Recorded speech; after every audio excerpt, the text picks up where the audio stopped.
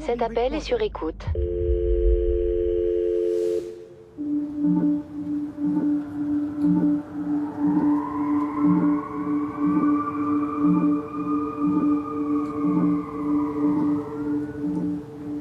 Police, secours, j'écoute. C'est atroce! Expliquez-moi. Madame? C'est mon mari! Votre mari? Il y a du sang, il est mort! Oh pitié, non! J'ai peur, il y a quelqu'un dans la maison! Le 12 décembre 2001, peu après minuit, Donna Roberts appelle les secours pour signaler qu'en rentrant chez elle, elle a trouvé le corps inanimé de son mari, Robert Fingerhut.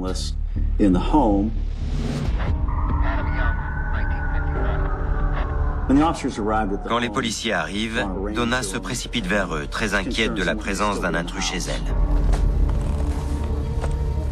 On a fouillé la maison, on n'a trouvé personne.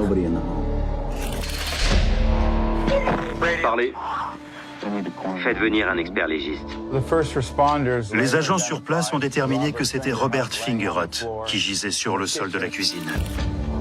Quand on a retourné le corps, on a clairement vu la trace de plusieurs tirs. Sur un bras, il avait une éraflure. Il avait des blessures de défense sur les mains, des traces d'abrasion au visage. Les indices laissaient penser qu'il y avait eu une bagarre entre l'agresseur et la victime. D'après nos observations, la victime s'est farouchement défendue. On a retrouvé des impacts de balles dans l'escalier suite à des tirs ratés et une balle logée dans le cerveau du défunt correspondant à un calibre 38. On a remarqué une goutte de sang sur le sol du couloir. On a prélevé ce sang pour procéder à une analyse ADN et éventuellement trouver un suspect. On a tiqué sur des anomalies comme l'absence totale de douille dans la maison et l'absence d'entrée par effraction. Tout était à sa place d'origine. Les objets retrouvés ont clairement amené à penser qu'il ne s'agissait peut-être pas d'un cambriolage. Robert avait des montres de luxe. Il avait encore ses 2 portefeuilles dans ses poches. Il avait aussi du matériel électronique qui n'avait pas été dérobé. Peut-être que quelqu'un a voulu s'en prendre à Robert Fingerhut.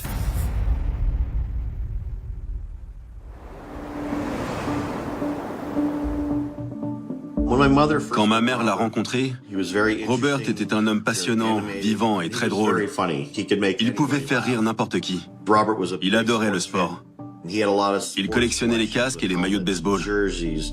Il était exceptionnel, charismatique, et c'est ça qui a dû attirer ma mère. Il l'aimait sincèrement. Ma mère a épousé Robert en 1983. Ils travaillaient tous les deux. Ils gagnaient bien leur vie tous les deux. Ma mère était une femme touche-à-tout et indépendante, avec le sens de l'humour. Quand elle était plus jeune, c'était une très belle femme qui était toujours maquillée, les ongles faits.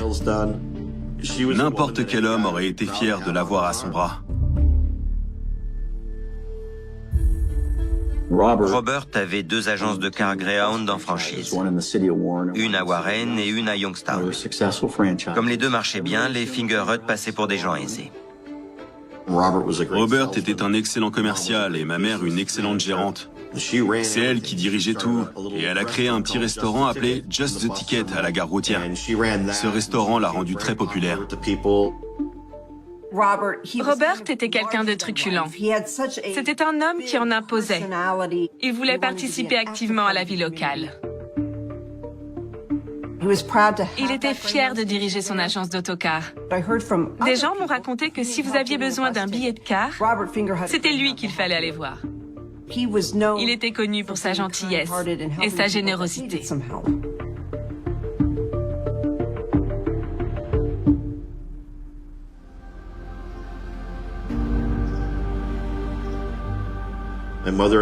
Ma mère et Robert sont restés ensemble plus de 20 ans facile. Pendant les 2 décennies où on s'est fréquentés, lui et moi, on est devenus très proches. Je n'aurais jamais cru qu'il serait assassiné chez lui. Ça a été un choc. Pourquoi on l'a tué?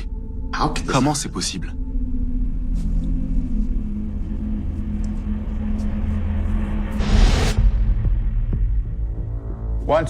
Une fois que Donna se calme, on lui pose des questions sur la journée qui s'est écoulée. Vous avez parlé à Robert? Oui, un peu avant 21h. En général, on parle du travail, mais il a coupé court à la conversation. Je lui ai demandé s'il abrégeait pour aller faire une course. Il a répondu non et il a raccroché. Il a abrégé comme s'il vous en voulait? Je ne sais pas. Peut-être qu'il était simplement sur le point de sortir. Et ensuite, vous lui avez reparlé? Oui. Je l'ai appelé en voiture. Il m'a dit « Je vais être en retard. Fais les courses pour Anouka. Achète ce que tu veux. » Qu'avez-vous fait? Je me suis arrêtée dans un supermarché, mais je ne suis pas restée. Je suis allée dans un autre. En rentrant un peu avant minuit, elle avait trouvé la porte du garage ouverte. Elle a rentré la voiture dans le garage et en entrant dans la maison, elle a découvert le corps par terre dans la cuisine. La voiture gris métallisée de son mari avait disparu. On a tout de suite émis un avis de recherche pour retrouver cette voiture volée.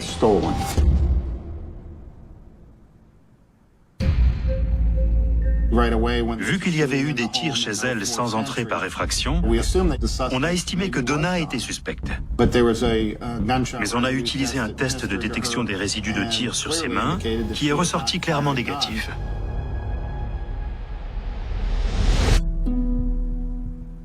Officiellement, le rapport du médecin légiste indiquait que la victime avait reçu 3 balles, dont une fatale à l'arrière de la tête. Le médecin légiste a établi le décès à 21h45, compte tenu des informations de l'expert légiste. Les éléments fournis par Donna dans son témoignage confirmaient qu'elle n'était pas au domicile au moment de l'homicide.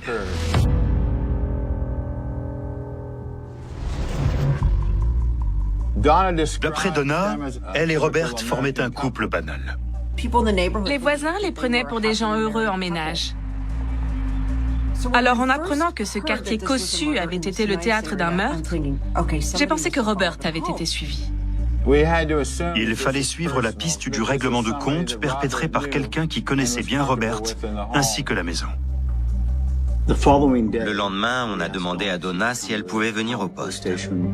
On voulait la voir au calme pour discuter avec elle de cet homicide, parler des indices qu'on avait recueillis et savoir si elle avait d'autres renseignements utiles. Elle s'est montrée coopérative. Elle ne voyait pas qui pouvait en vouloir à Robert quand subitement elle nous a donné le nom de Santiago. C'était un homme avec qui elle avait eu un accrochage et qui pouvait s'être vengé. Elle nous a expliqué qu'elle avait fait sa connaissance à la gare routière de Warren, un jour où il faisait du stop.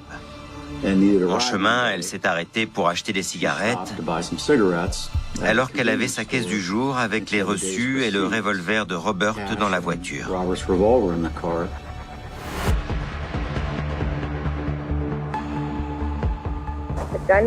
L'arme est... Je suis partie 2 minutes 30 et quand je suis rentrée, l'argent, les cartes bleues et l'arme avaient disparu. Où était rangé le revolver? Il était dans la boîte à gants. Ok, dans la boîte à gants. Et c'est un calibre 38? Oui. Un Smith & Wesson? Vous avez le numéro de série? Non.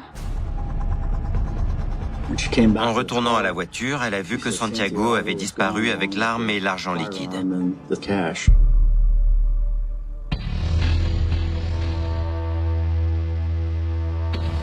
Pour quelle raison ce Santiago aurait-il voulu s'en prendre à vous ou à votre mari? Je ne sais pas. D'accord. C'est bien un Smith & Wesson calibre 38? Elle nous a dit qu'elle avait signalé le vol à la police de Warren. On a vérifié et il y avait bien une plainte. Elle a signalé la disparition de l'arme et de l'argent en précisant le nom du suspect, Santiago. Il a volé l'arme, l'argent. C'était le même calibre que celui du meurtre. Il était possible que Santiago soit notre coupable. Donna Roberts explique aux enquêteurs qu'elle a ramené un homme chez lui, depuis la gare routière. Le lendemain ou le surlendemain, la police retrouve Santiago et l'interroge au sujet du meurtre de Robert Fingerhut.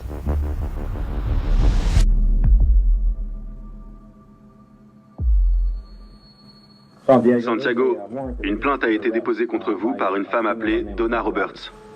Elle a déclaré aux agents du poste de police de Warren que vous lui aviez pris un revolver Smith & Wesson de calibre 38, de l'argent et des cartes téléphoniques qui se trouvaient dans sa voiture. J'ai pas pris son arme. L'argent, elle me l'a donné. Mon but, ou plutôt notre but, c'est de vous offrir la possibilité de nous donner votre version des faits. Quand avez-vous fait la connaissance de Donna Roberts? Il y a un mois environ. Donc il y a 4 semaines, vous rencontrez Donna Roberts. Où ça? À son agence. D'accord. Et dans quelles circonstances l'avez-vous rencontrée? J'étais là-bas pour acheter un billet de car. Il ajoute que Donna a oublié de mentionner des détails importants concernant leur relation. Elle est venue me parler parce que c'est une cougar qui aime ça. Elle est venue me voir pour me dire que je lui plaisais et qu'on pourrait coucher ensemble. Je lui ai répondu qu'elle était mariée quand même. Elle m'a sorti qu'elle faisait simplement ce qu'elle avait à faire. Parce que son mari ne la satisfaisait pas sexuellement.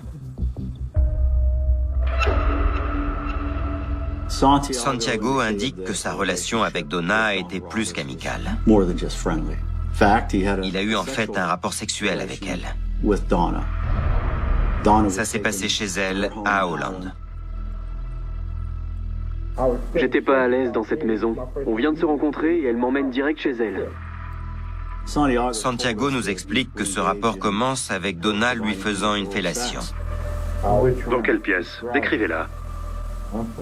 Il y avait un grand canapé noir en cuir devant une grande télé. Elle continue ce qu'elle fait en me disant « Tu sais, l'argent que je t'ai donné, t'en fais pas pour ça. L'argent ne veut rien dire pour moi, j'en ai plein. » J'ai répondu « C'est gentil, t'es sûr ?» Elle m'a dit « Ouais, t'inquiète. » Donna lui a donné $320. Elle me file le pognon, elle me demande de lui faire la chose et je refuse. Il était très mal à l'aise et il avait peur que son mari rentre et les surprenne. Ça dégénère? Ouais, ça dégénère. Santiago explique qu'il a voulu mettre un terme à cette relation. Elle m'a menacé à mon boulot. « Tu as volé mon argent et mon flingue. » Je pigeais pas. « J'ai pas de flingue. » J'ai dit « Je te l'ai pas volé et le fric, tu me l'as donné.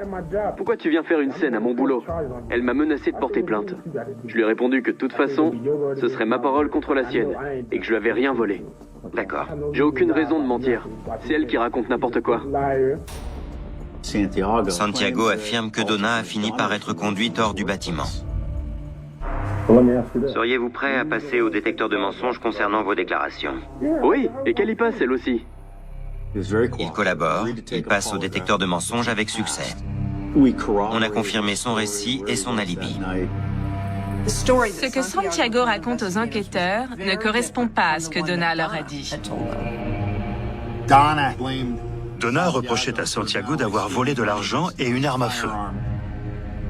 Mais on savait que ce n'était pas le meurtrier.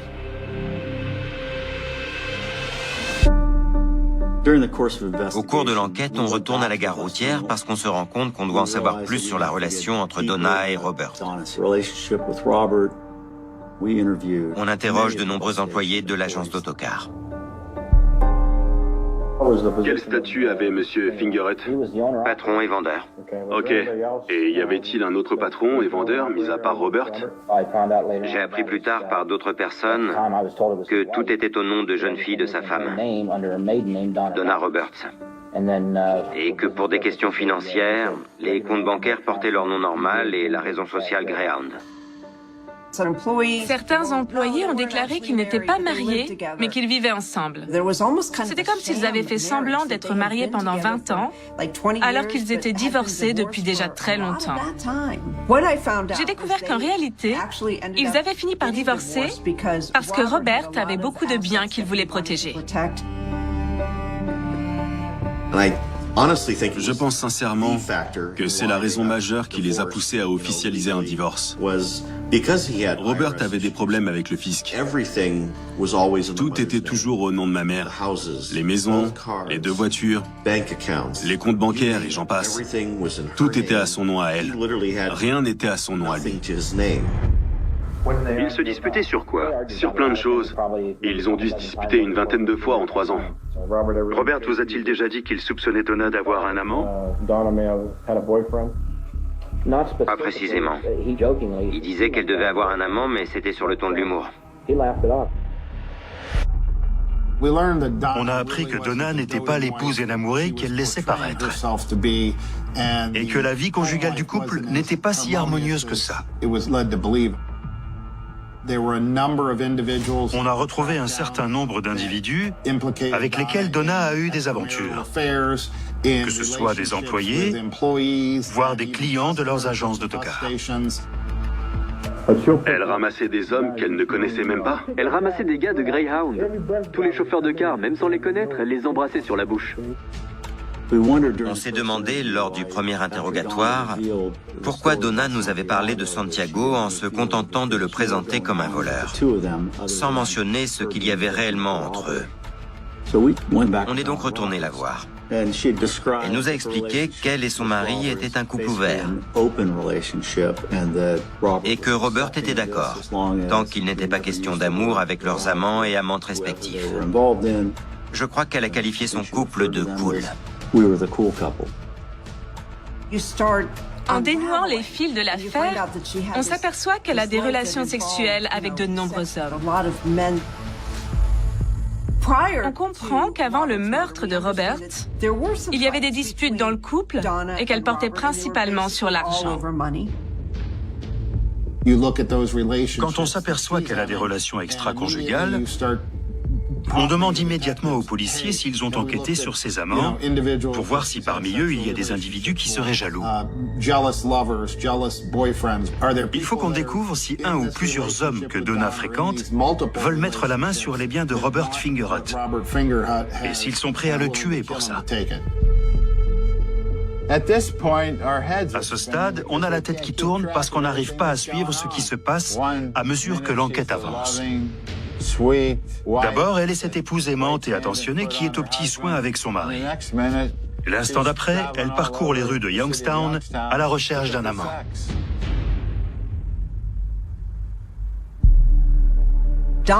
C'est Donna qui cache un grand secret. On dirait presque qu'elle voulait que Robert sache que d'autres hommes s'intéressaient à elle. Coucou chérie. J'adore cette voix.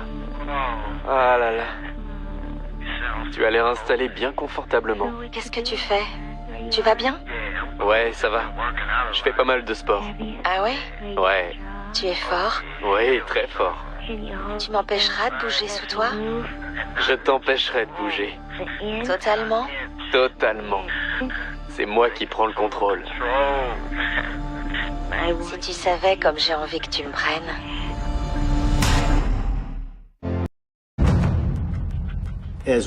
En enquêtant sur le meurtre de Robert Fingerhut, plus on creusait la vie de Donna Roberts, plus on en apprenait sur elle et ses escapades. Elle a même fait des avances à des employés de son agence devant son mari, pendant qu'il ne regardait pas. Quand on a commencé à s'intéresser à ces liaisons extra-conjugales, la liste des suspects s'est beaucoup allongée. En fouillant la voiture de Donna, on a découvert un élément dans le coffre qui a fait basculer l'enquête dans une direction totalement différente de la direction initiale. Dans le coffre, il y avait un sac. Un sac lourd en papier craft avec 6 chiffres dessus qu'on a reconnus dès qu'on les a vus. C'était un numéro d'écrou. À l'intérieur, il y avait des lettres manuscrites. On ouvre grand les yeux pour ne rien rater. Les lettres étaient adressées à un certain Nate Jackson. Il avait 27 ans. Il était détenu à l'établissement pénitentiaire de Lorraine, à l'ouest de Cleveland. Il avait été incarcéré suite à une condamnation pour 2 délits de recel. On a appris que le 8 décembre était la dernière journée complète qu'il avait passée dans cette prison de l'Ohio. Il avait été libéré le 9 décembre, l'avant-veille du meurtre de Robert Fingerhut. Le fait qu'il soit sorti de prison 2 jours avant l'homicide pousse tout le monde à se dire que ce serait bien de s'intéresser à lui. La police voulait savoir quel type de relation entretenait Donna Roberts et Nathaniel Jackson. Ils s'étaient rencontrés à Youngstown, la ville natale de Nate, mais aussi la ville où Fingerhut et Roberts tenaient une agence d'autocar et un restaurant. Donna a noué une relation avec Nate, qui s'est poursuivie pendant qu'il était incarcéré. Ces lettres allaient de l'échange de compliments entre 2 personnes à des propos sexuellement très explicites.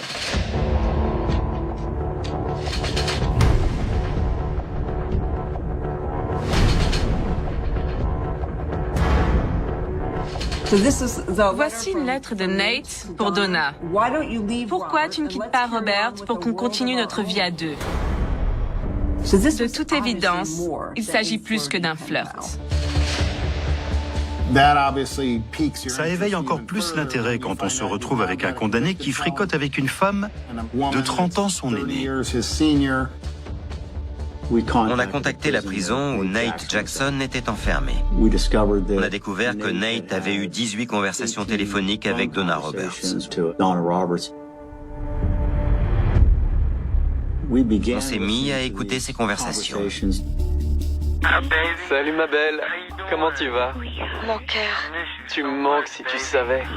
je t'aime. Je t'aime aussi. Comment ça va? Ma chérie.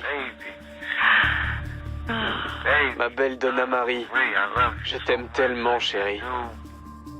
On avait presque l'impression d'être en présence de 2 ados énamourés. J'ai envie de te voir, de te prendre dans mes bras, de t'embrasser, de te faire l'amour. Si tu savais, Donna, je t'aime tellement, ma belle. Tu es sûr? Plus que sûr. J'arrive pas à t'oublier. Je n'en ai pas envie. Non. C'est tout. Mon cœur refuse. Je t'aime. Je t'aime aussi, ma belle. Mieux vaut être aimé par une femme mûre que méprisé par une femme jeune. Je vais te faire le plus grand des compliments. Je veux que tu saches que si j'étais plus jeune, j'aurais un enfant avec toi et on formerait une belle famille. Mais notre famille se limitera à nous 2. Oui, oui, oui. Ça donne la nausée. On a le sentiment d'un jeu de rôle ou d'une routine.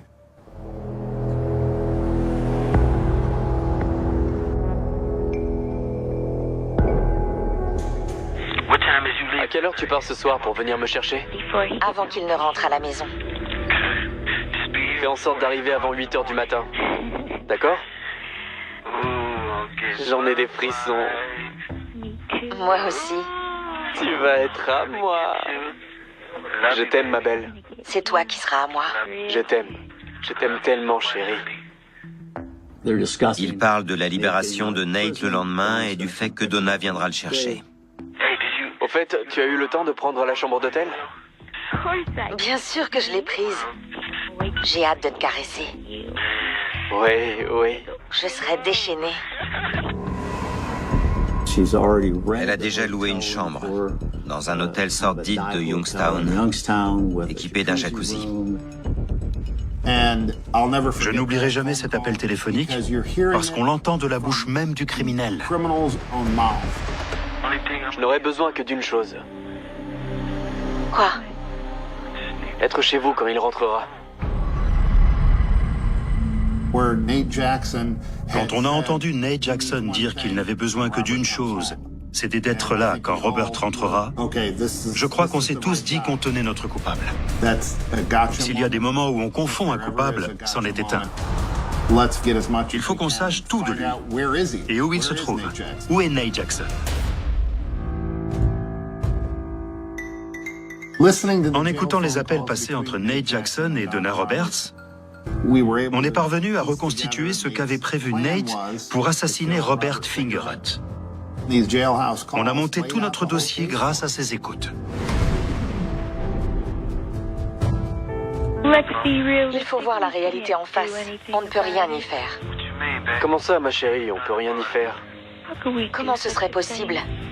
C'est notre destin d'être ensemble. Je ne crois pas, chérie. Tu ne crois pas? Pourquoi ça? Parce qu'on doit commettre une atrocité pour y parvenir. Je pense qu'on assiste à la naissance d'un complot destiné à commettre un assassinat.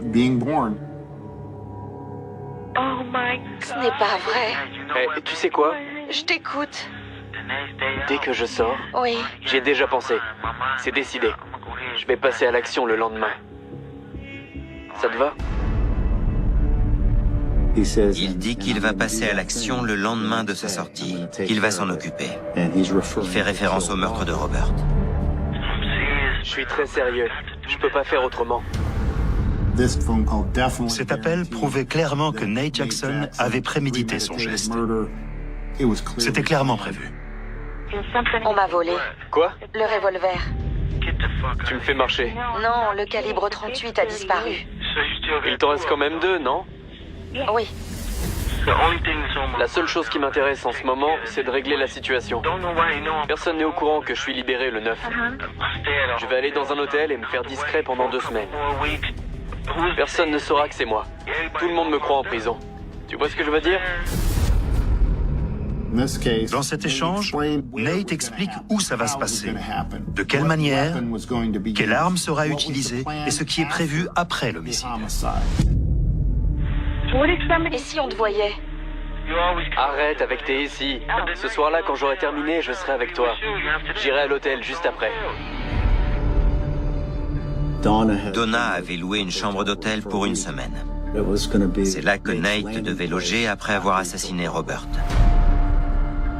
Elle a dépensé $210 pour la semaine complète. Sois-en sûr à 1000%. Oui, je sais. Je donnerai ma vie pour toi et moi, parce que c'est aussi de ma vie dont il s'agit. J'aurais juste besoin d'être chez vous. Il est clair que Nate a besoin de la complicité de Donna pour que l'homicide ait lieu. Il s'agit d'un appel qui stupéfait tout le monde. Il commence avec des mamours, j'ai hâte de te voir, etc. Quand subitement, il prend un tour sinistre. Je lisais la lettre dans laquelle tu disais que tu aimerais qu'il te voie en train de me l'avaler tout entière avant qu'il ne disparaisse. Ah là là. Franchement, j'ai adoré. Je te l'ai écrit dans ma lettre de ce matin d'ailleurs. Je voudrais qu'on fasse ça. Bien sûr. Je suis sérieux, tu sais. Je suis grave sérieux. J'ai envie que tu me fasses des gâteries devant ton mari avant que je le tue. Ce n'est pas possible d'être plus froid. Ce n'est pas possible d'être plus cruel que ça. Qu'on soit enquêteur ou procureur, on cherche toujours à savoir qui est moteur, qui est l'instigateur du crime. Dans une lettre, Donna écrit « Ma vie est un enfer sur Terre. Hier soir, j'en avais tellement marre de l'entendre rabâcher encore et toujours les mêmes choses. Je ne peux pas m'empêcher d'avoir du dégoût et du mépris pour lui. » De toute évidence, elle n'est pas amoureuse de son mari, comme elle aime à le faire croire. Donna l'avait embobiné au point qu'il en est venu à décider tout seul de faire en sorte d'assassiner Robert Fingerhut.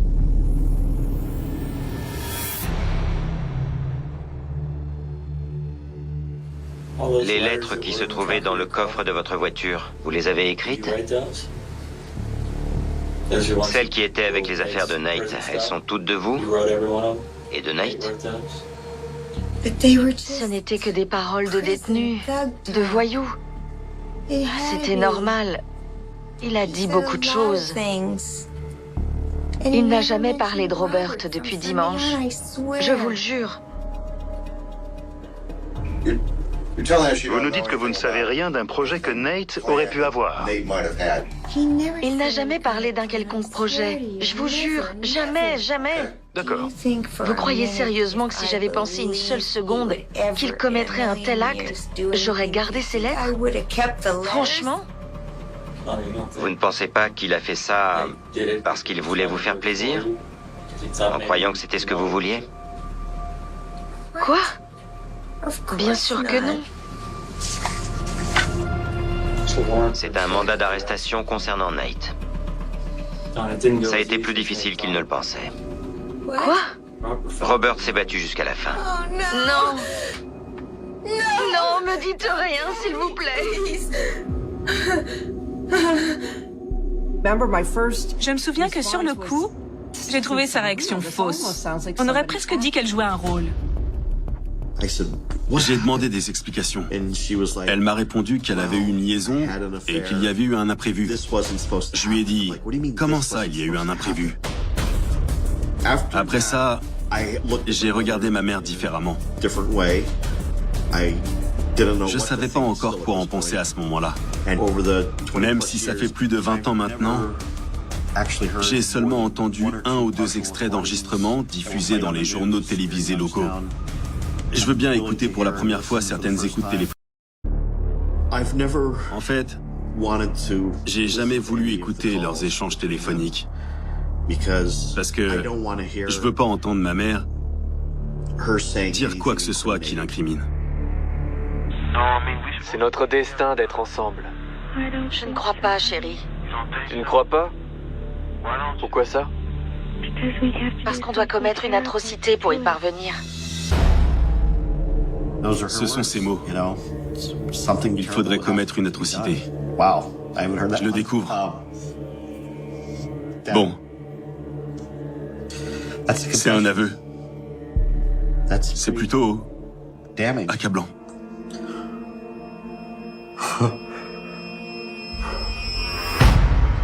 Eh bien, la police la tenait.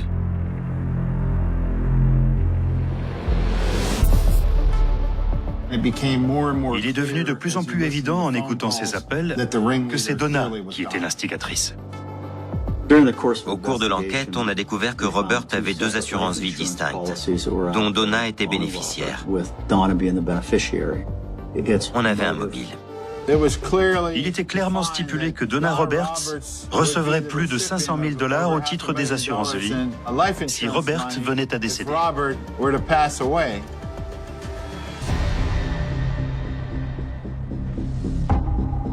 Nate Jackson allait tuer Robert Fingerhut pour être avec Donna et pour qu'ils récupèrent tous les 2 l'assurance-vie.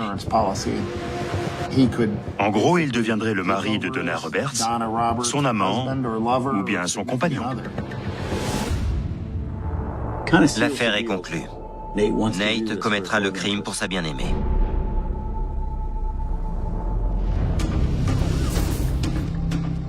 Deux semaines après l'assassinat de Robert Fingerhut, on arrête Nate à Youngstown.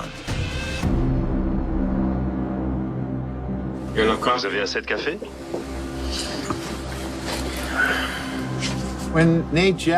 Durant son interrogatoire, Nate explique qu'il connaît Robert Fingerhut de la gare routière. Le 12 décembre, le soir de l'homicide, Nate affirme qu'il avait de la marijuana pour Robert. Qui lui a demandé s'il pouvait passer la soirée avec lui. Et ensuite, vous vous disputez? Qu'est-ce qui se passe? Il a changé du tout au tout. C'était plus le même. C'était Dr. Jekyll et Mr. Hyde. Ils se seraient bagarrés et Nate aurait tiré pour se défendre. Vous l'avez abattu? Oh non. Je vous jure sur ma tête que je voulais pas. Je vous dis la vérité. Je voulais pas tuer qui que ce soit, moi. Grâce aux appels passés en prison, on savait déjà que la légitime défense invoquée par Nate ne tenait pas debout. Ce qui nous importait, c'était que Nate avoue que Donna était impliquée et que c'est elle qui lui avait demandé de commettre ce meurtre. Donna n'a strictement rien à voir avec cette histoire. Elle n'a rien à voir avec tout ça, vous comprenez? C'est une femme adorable, un point c'est tout. J'ai rien à vous dire de plus. Vous êtes sûr de ne pas vouloir continuer à dire la vérité? J'ai terminé. C'est tout ce qu'il y a à dire, monsieur. On a eu beau essayer de faire en sorte que Nate accuse Donna, il a refusé en bloc, en la décrivant uniquement comme quelqu'un de gentil qui aimait rendre service. On a tous été stupéfaits parce qu'on pensait tous qu'il allait l'impliquer pour obtenir une peine plus légère, qu'il allait coopérer. Mais non. Le fait qu'il ne l'ait jamais impliqué m'a donné le sentiment qu'il l'aimait sincèrement. À ce stade, on était certain qu'il avait été blessé en se battant avec Robert ou en commettant le meurtre. Il avait un gros bandage autour du doigt, ce qui nous indiquait qu'il avait possiblement été blessé en commettant le crime. Je suis allé au motel où Donna avait utilisé sa carte bleue pour payer une chambre à Nate le soir du meurtre. On a parlé à la femme de chambre. Elle avait trouvé de la gaze et des torchons tachés de sang. Avec Paul, on a donc fouillé les bennes à ordures et à l'intérieur, on a réussi à mettre la main sur le sac poubelle qui était dans la chambre de Nate.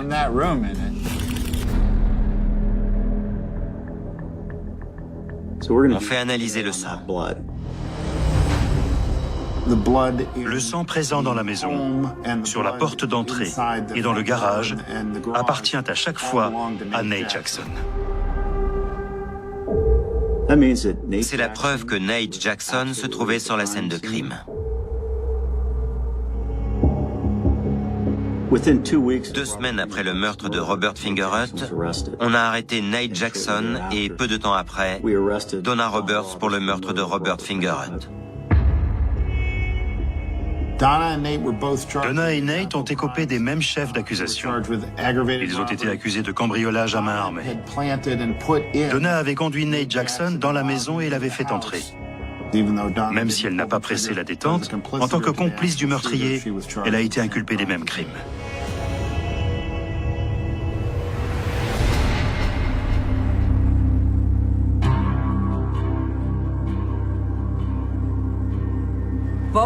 Donna et Nate ont été jugés séparément au tribunal pénal. Le procès de Nate a été bref. Nate Jackson a été reconnu coupable d'assassinat et condamné à la peine capitale. Le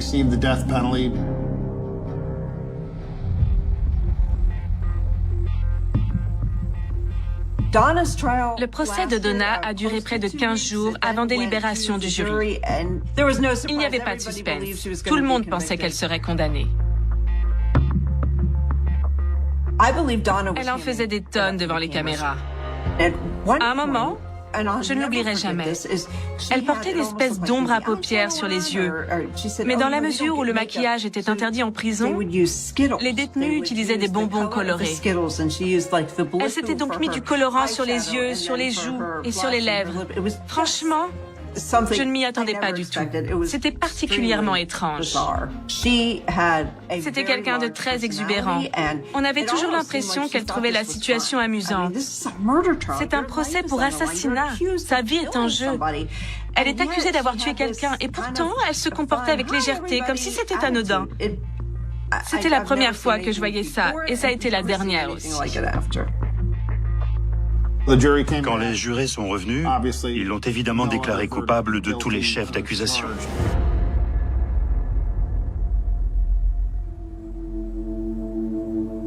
Le matin du verdict, ma mère nous a demandé de ne rien dire de sa part. Elle nous a dit qu'elle allait prendre la parole elle-même, parce qu'elle avait quelque chose à dire et qu'elle ne voulait pas de compassion. Donna nous a totalement pris au dépourvu. C'est elle qui a prononcé son plaidoyer final, et dans ce plaidoyer, elle a demandé la peine capitale. Je pense que ma mère a demandé la peine de mort pour plusieurs raisons. Elle savait qu'avec la perpétuité, dont 25 ans de peine de sûreté, elle mourrait probablement en prison de toute façon et qu'elle serait incarcérée en détention générale. Alors que dans le couloir de la mort, elle serait placée dans un quartier isolé. Donna a interjeté appel à la Cour suprême de l'Ohio, qui a confirmé sa condamnation. Elle est encore dans le couloir de la mort. Si elle ne voulait plus de Robert, tout ce qu'elle avait à faire, c'était changer les serrures. Ça aurait été réglé. Pour moi, la seule et unique chose qui surpasse l'appétit sexuel de Nate et Donna, ainsi que leur appât du gain, c'est l'ampleur de la bêtise dont ils ont fait preuve. C'est tellement dépravé et machiavélique qu'ils ont composté leur aller simple pour l'enfer avec ces appels. Vers fin 99, début 2000, en rentrant en voiture de la gare routière de Youngstown, ma mère a eu un très grave accident.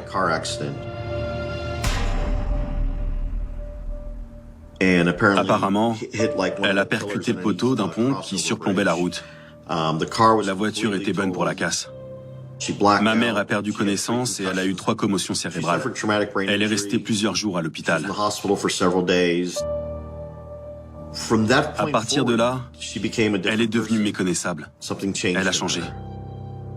Elle prenait beaucoup de médicaments. On lui a diagnostiqué un grave trouble bipolaire et une dépression. Après l'accident, sa voix montait un peu dans les aigus par moments et elle avait l'air différente. Quelqu'un d'autre parlait avec la voix de ma mère. Pour le dire autrement, avant l'accident, j'avais ma mère. Après l'accident, j'avais Donna. Et puis, 6 mois plus tard, tout a basculé. Je ne cherche pas d'excuses. Ce qui s'est passé est impardonnable, intolérable. Mais pour moi, je trouve qu'elle avait changé. J'aime ma mère, mais pour être honnête, au plus profond de moi, j'ai du mal à lui pardonner. Robert a été sauvagement assassiné. Ça a détruit la vie de ma mère. Ça a eu des conséquences énormes sur ma vie. La famille a été anéantie.